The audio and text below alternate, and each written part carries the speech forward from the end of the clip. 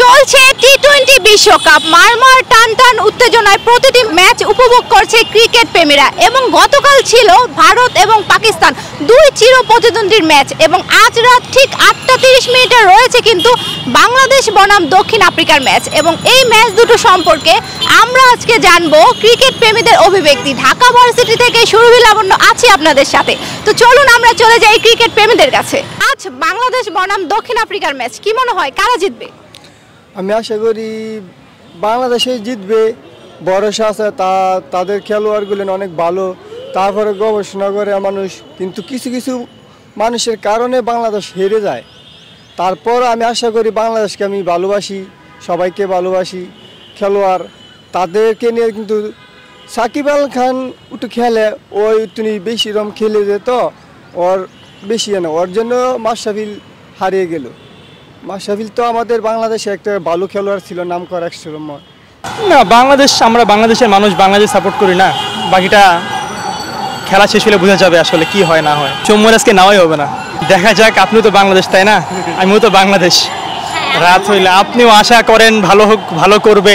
আমিও আশাই করি ওরা ভালো করবে। না, কাউরেই মিস করি না, যারা আছে ওরা ভালো করলেই হয়, মিস কাউকে করি না। বরাবরই বলবো যে বাংলাদেশ জিতবে। এই তো, যেহেতু ধরেন ক্রিকেটটা আমাদের আবেগের সাথে মিশে আছে, এশিয়ার মানুষ আমরা, ক্রিকেটটা আমাদের আবেগের সাথে মিশে আছে। তারপরে এবারে যে বিশ্বকাপ, মানে আমেরিকার মাঠ খেলা হচ্ছে, আমরা পিচ সম্পর্কে বোধহয় কেউ ওইভাবে পিচ সম্পর্কে, আসলে পিচের যে আচরণটা কী হবে কোনো দলই ঠিকভাবে বলতে পারছে না।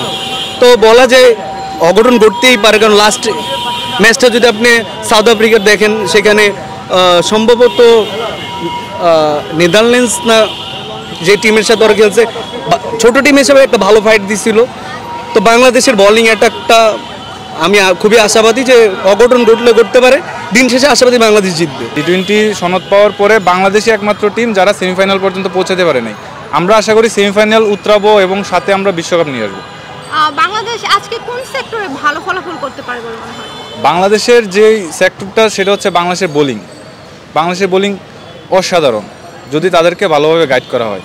লিটন, শান্ত, রিয়াদ কিংবা টপ অর্ডার, হ্যাঁ টপ অর্ডারের বিষয় যদি বলতে চান, টপ অর্ডার বরাবরের মতোই কলাপস করে, সেখানে আমাদের আশা আসলে নাই।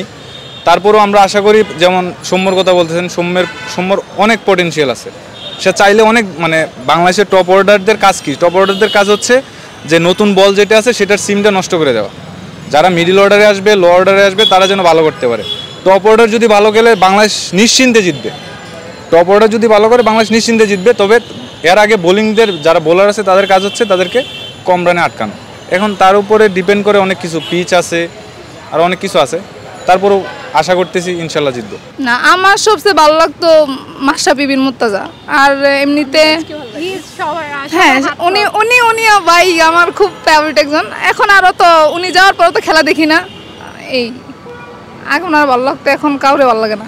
আমি আশা করি সাকিব আল হাসানে যদি ভালো বোলিং হয় তাহলে পারবে, আর এই ম্যাচ জিততে যাওয়ার চিন্তা ভাবনা আছে। তৌহিদ হৃদয়, লিটন দাস কিংবা সৌম্য সরকার, এদের ব্যাটিং পারফরমেন্স নিয়ে কি বলবেন? কিন্তু তৌসিফ ভালো, কিন্তু আবার দেখা গেছে যদি ম্যাচের লোকেরা খেলায় তাহলে খেলতে পারবে, আর যদি তাকে বসায় দেয় তো আর কিছু করার নেই।